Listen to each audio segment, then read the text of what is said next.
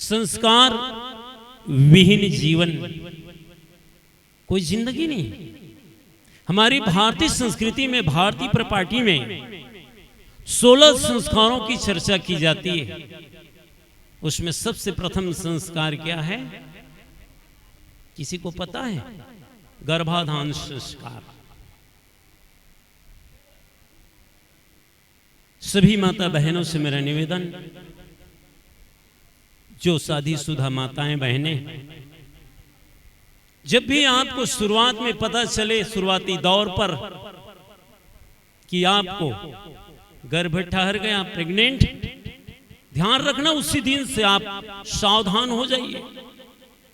आपके गर्भ में किसी बच्चा का या बच्ची का आगमन हुआ, मां को उसी दिन से सावधान हो जाना चाहिए, क्योंकि आपके गर्भ में, आपके कोख पर पलने वाले बच्चे या बच्चियां अलग से नहीं सोचती या अलग से नहीं सोचता, अलग से खाना पीना नहीं खाता, सांस भी नहीं लेते, तो कैसे लेते हैं?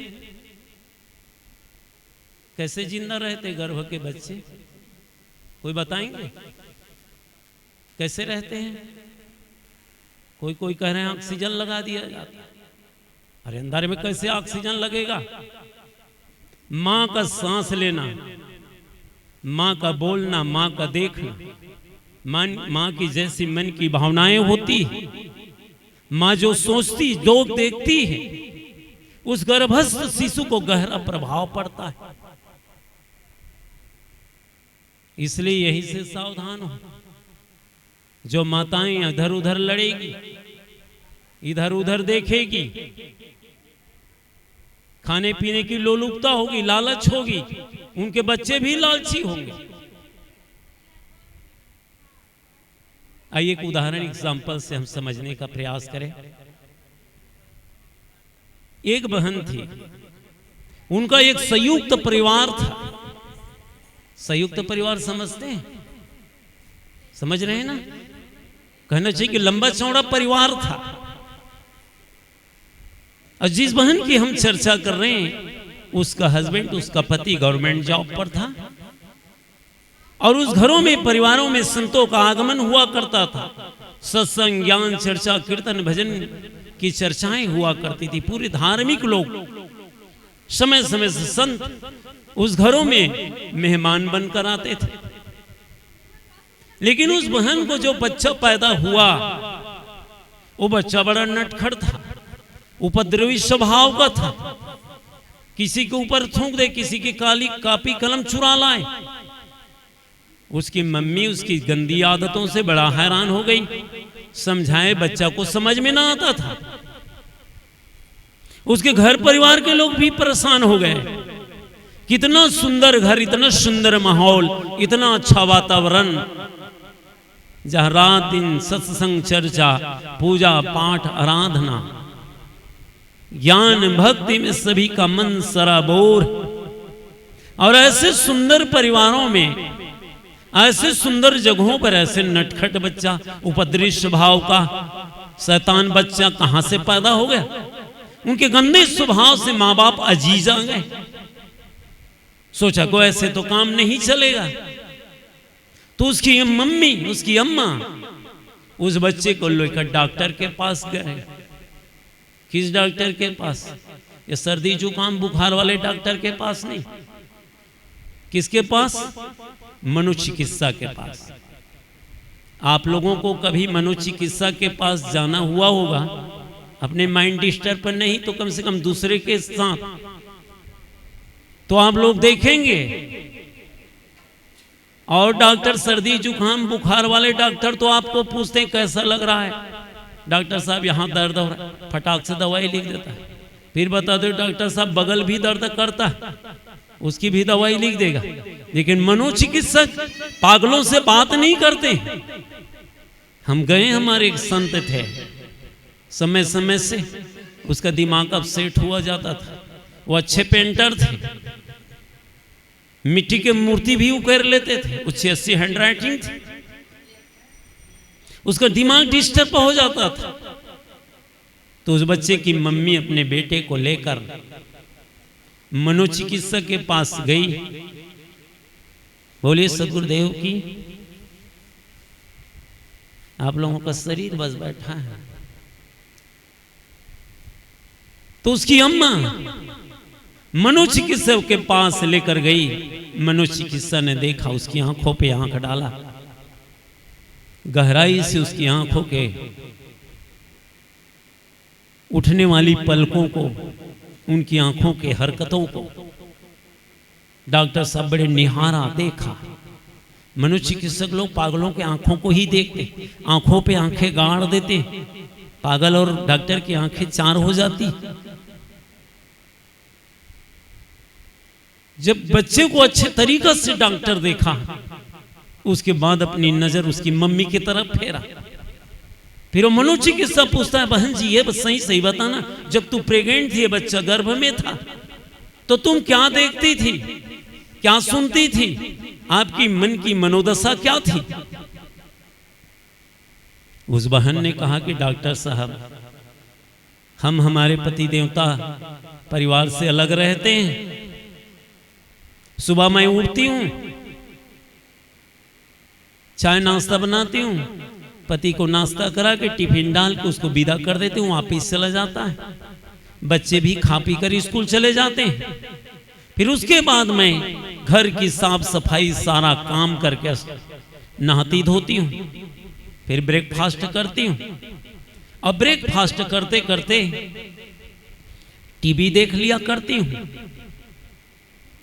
मनोचिकित्सक ने पूछा कि बहन जी टीवी में तुम क्या देखती थी? कहीं सास बहू का धारावाहिक या फिर सास बहू धारावाहिक देखती हो कि क्या देखती हो? उस बहन ने कहा कि डॉक्टर साहब मैं एक फिल्म देखा करती थी। किस समय? जब उस बच्चे को वो गर्भ में थी। वो बताती है वो बहन कि डॉक्टर साहब मैं एक फिल्म देखा करती थी, फिल्म देखने की आदत सी पड़ गई थी।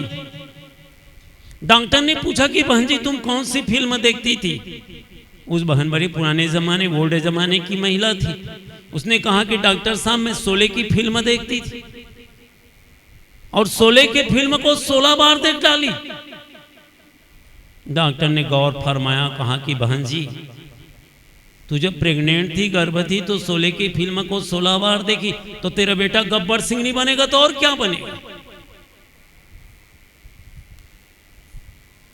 मेरी माताएं बहनों, आपके गर्भ से उत्पन्न होने वाले बच्चे वो सिर्फ आपके बच्चे और बच्चियां नहीं, आपके गर्भ से पैदा होने वाले ये धूल मिट्टी में खेलने वाले बच्चे, ये को यदि आप सुसंस्कारित करोगे, उसको सजाओगे, सुसज्जित करोगी, तो ये बच्चे आपके बुढ़ापे की लाठी बनकर खड़ा होगा।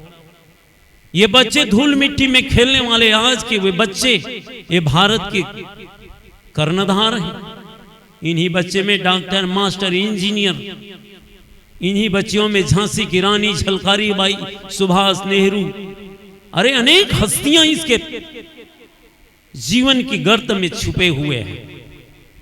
हर माँ बाप के अरमान होते हैं, तमन्ना या आरजू होती है।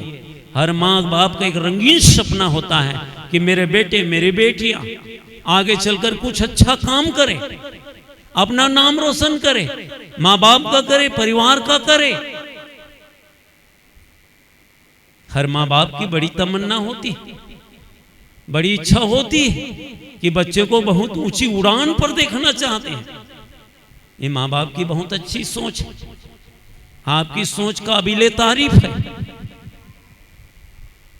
लेकिन इन बच्चों को ऊंचे उड़ान भरने के लिए पंख कहां से मिलेगा? पंख कहां से पाएंगे वो बच्चे? यदि माँ बाप संस्कारित, माँ बाप सुंदर आचरण वाले हैं, तो बच्चे भी वही होंगे। जैसे जैसे माँ बाप होते हैं वैसे बच्चे होते हैं। आज के बच्चे बड़े सुपर इंटेलिजेंट बच्चे। बच्चों का दिल और दिमाग कोरे कागज की तरह होता है। जैसे जैसे माँ बाप के घर परिवारों के जितने सदस्य मेंबर, उनकी हरकतों को, उनकी आदतों को, उनकी रहनी और गहनी को उनके चाल ढाल को देख देख कर बच्चे के कोरे कागज पर लिखता चला जाता है। एक बात और याद रखना, आज के बच्चे बहुत सुपर इंटेलिजेंट बच्चे, जितने गर्ल और बॉय पैदा हो रहे हैं, जितने बच्चे और बच्चियां पैदा हो रही हैं आज के जनरेशन में, आज के जमाने में, गूगल गर्ल और गूगल बॉय पैदा हो रहा है। समझ रहे हैं? गूगल का काम जानते हो आप, सर्च मारते हो, खोज कर ढूंढ कर निकाल देना गूगल का काम। ये नादान बच्चों को नादान मत समझना। छोटे छोटे बच्चे भी महसूस करते हैं उस वातावरण को, माँ बाप की अच्छी और बुरी आदतों को। आप देखना, 2 महीने 3 महीने की दुधमुहे बच्चे को कोई पाए हैं, गोद में लिए, जब उसकी माँ इधर से उधर चलती है तो वो छोटी सी बच्ची या बच्चा माँ की सुगंध से, माँ की खुशबू से, माँ की एक आहट से बच्चा या बच्चियां जान जाती है कि मेरी मम्मी जा रही है। इसलिए बच्चों को अच्छा संस्कार दें। बच्चे तो पैदा हो जाते, शादियां हुई, कुछ दिन के बाद बच्चे पैदा हो जाते, माँ बाप बच्चे पैदा करते हैं, दोनों मिलकर बच्चे का शरीर को पैदा करते हो, लेकिन संस्कार पैदा नहीं कर पाते। इसी संस्कार विहीन के कारण आज इतनी भारत देश में जो उथल पुथल मचा हुआ है, जो अनेक प्रकार के अनर्थकारी घटनाएं घट रही, वजह क्या है? आज इस भारत देश में बलात्कार, चोरी, हिंसा, व्यभिचार, लूट खसूट, खाने पीने की चीजों में मिलावट, दवाइयों में मिलावट, जितनी अनर्थकारी घटनाएं घट रही है, मैं आप लोगों को इस मंच के माध्यम से पूछता हूं, इन गलत घटनाओं को अंजाम और परिणाम देने वाले कौन? आखिर कौन है? कोई शेर है, भालू है, कुत्ते हैं, भूत हैं कि प्रेत? कौन है? हम और आप सरीखे मनुष्य, जो इस आज माताएं बहनाओं के साथ जो छेड़खानी का खेल खेल रहा है, ये आखिर कौन है? किसी मां का कोई लाल है। हमारे और आप ही सरीखे मनुष्य इस घटनाओं को अंजाम दे रहा है। वो भी किसी मां के गर्भ से पैदा हुआ है, किसी मां बाप के सहयोग से पैदा हुआ है। वो कोई आसमान से धरती फोड़कर नहीं टपक गया, और इसी समाज में उसका भी पोषण हुआ। लेकिन वजह क्या है? क्यों बच्चे आज विकृत दिमाग के क्यों हो गए? गलत दिशा में कदम क्यों बढ़ा रहे हैं? गलत दिशा की ओर पांव क्यों पसार रहा है? क्योंकि उसके मम्मी और पापा ने उसको अच्छा संस्कार नहीं दिया। संस्कारों की कमी ही उसे आज इस दलदल में, इस कुविचारों में, कुछ संस्कारों के कारण आज वो गलत सलत काम कर रहा है। मेरे प्यारे भाइयों बहनों, एक अच्छा आदर्श माता पिता बनिए। आपके बच्चे आपके गर्व से कह सके मेरी मम्मी है, मेरे पापा हैं। नहीं तो आज के बच्चे अपने मम्मी पापा का इंट्रोडक्शन कराने में शर्मा रहे हैं। बाप तो पीकर सोया। अभी देखो 3 दिन के दिवाली, कितनों की दिवालियां निकल गई होगी, कितनों को जमीन जायदाद बिक जाएंगे। आप अपने बच्चों के सामने उच्च आदर्श महापुरुषों के चित्र लगाएं घर में। यहां तो आजकल तो फिर बड़े बड़े हीरोइन के फोटो, बड़े बड़े हीरो को। मैं 8वीं पढ़ने वाले बच्चे से पूछा, बेटा 2 महापुरुषों के नाम बता दो। सर नीचे हो गया। अब बताए हो मम्मी पापा तब ना बताएं, कौन बेटा अपने से जानने का शौक करेगा। मैंने कहा कि बेटा 2 हीरो का नाम बता। अरे फटाफट सेकंडों में बताइए। अपने बच्चों को महापुरुषों के चित्रों से इंट्रोडक्शन दो, परिचय दो। बेटा ये सुभाष चंद्र बोस है। तेरा बच्चा पूछेगा मम्मी ये क्या करता था? बताइए चंद्रशेखर आजाद हैं, ये महात्मा गांधी। कितने हमारे हिंदू संस्कारों के फेस्टिवल त्योहार चले जाते हैं, बच्चे को पता नहीं कि दीपावली क्यों मनाते। अरे मम्मी पापा को पता हो तब ना बताए। अपने बच्चों को बताओ कि दीपावली क्यों मनाते हैं, होली का त्योहार क्यों मनाते हैं। ये 15 अगस्त 26 जनवरी झंडा ऊंचा रहे, हमारा झंडा फहराओ, बूंदी और सेव नमकीन का प्रसाद लो, घर में आकर खाओ, पत्तल को उधर फेंक। मना लिए 15 अगस्त, हो गई 26 जनवरी, स्वतंत्रता दिवस, अमर हो अमर हो। चिल्ला लो जितना चिल्लाना, गला फाड़ दो, फर्क क्या पड़ेगा। जब तक उन महापुरुषों के वीर शहीदों को, कुर्बानी को नहीं जानोगे। होनहार बच्चे पैदा करो। रानी झांसी की रानी लक्ष्मीबाई को देखो, वो भी आप ही सरीखन लड़कियां थी। इतनी क्रांति की, अंग्रेजों को चने चबा दिए, भागना पड़ा भारत छोड़कर। झलकारी बाई, दुर्गावती, अरे जगाओ अपनी शक्ति को, पहचानो अपने आप को। ये मत सोचना कि हम तो लड़की, अरे बहुत, अरे देखो कल्पना चावला कहां से कहां गई, जमीन तक नहीं आ पाई बेचारी, अनुभव को लेकर आ रही थी। तो संस्कार में जियो, अपने स्वभाव में जियो, अपनी स्वाभाविकता में जियो, मर्यादा विहीन काम न करो,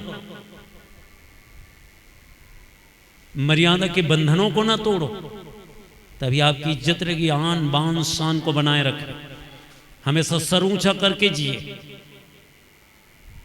यही अपनी जीवन की मस्ती होगी, मस्तानगी होगी।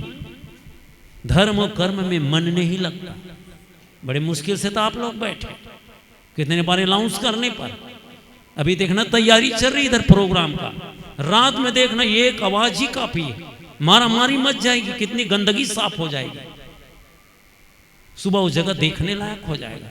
सोचो जरा आपके मन की खुराक कहाँ है, बहक कहाँ रहे हो, जहां से मन चंचल हो, इंद्रियां चंचल हो, दूसरों के लिए मन आतुर हो, मन भटके, कुछ संस्कारों में रंगे, ऐसे सिरे बड़े प्रिय भासता है, बड़ा मनमोहक लगता है। ये गाना का लाभ करते हुए देखना कितनी भीड़ होगी, घर में सोचना पड़ेगा तुम रहो कि मैं, बात होगी, चर्चा होगी, 1 घंटे बाद तुम आओगे तो मैं जाऊंगा, फिर आप आना तो मैं जाऊंगा, ताकि उस कार्यक्रम को देखने में कोई चूकने ना पाए, बिल्कुल परफेक्ट देख सके, सुबह उसकी चर्चा भी हो सके, नाच कर गा कर दिखा भी सके। कैसे आपकी मन की खुराक, कहां बहे जा रहे हो, जहां से दुख और पीड़ा मिले, उन जगहों को, उन स्थानों को आप चुन रहे बड़े मजे के साथ। तो इस संस्कारों की चर्चा हम, हमारे लेखराम भाई, उसकी धर्मपत्नी डिम्पल बहन, हमारे बाबूजी श्री जयतुराम जी, माता जी, ये तो संस्कारी परिवार है। हम चाहते हैं ऐसे ही आपके घर आंगन में संतों का आगमन होता रहे, आप बुलाते रहें, हम आते रहें। ये सिलसिला है, ये पूर्वजों की जो बनाई हुई मर्यादाएं हमेशा बनी रहे।